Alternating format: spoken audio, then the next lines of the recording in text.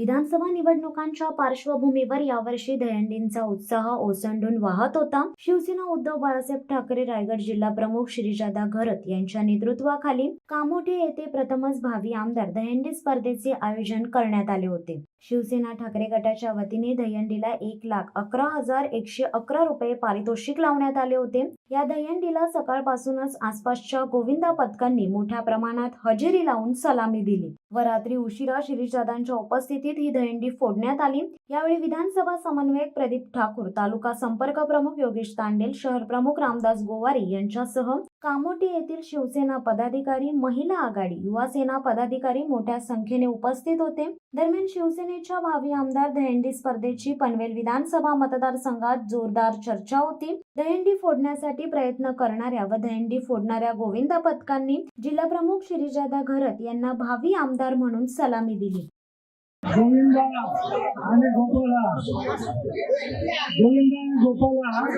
या कामोडे शहरामध्ये शिवसेनेचे शहर प्रमुख आणि कामोडेचे सर्व पदाधिकाऱ्यांनी कामोडेमध्ये उद्धव बाळासाहेब ठाकरे यांच्या दहीहंडीच्या कार्यक्रमानिमित्त चांगला पहिलेच प्रथमतः दहीहंडी सुरुवात केली आणि चांगल्या जोशाने सर्व कार्यकर्ते, सर्व गोविंदा पथकाचे, सर्व कामगारांचे आणि आमच्या सर्व पदाधिकाऱ्यांचे मी धन्यवाद देतो। कारण कामोड्यामध्ये बरेचसे अडचणी आहेत, याच्यासाठी आपल्याला कामोड्यामध्ये बदल, पनवेलमध्ये बदल हे करणंच आहे आणि केल्याशिवाय आपण गप्प बसत नाही।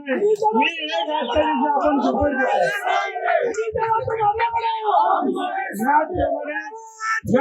आपल्याला पोलीस प्रशासनाने जो सहकार्य केलेलं आहे त्यांना मी धन्यवाद देतो आणि त्यांचे आभार मानतो।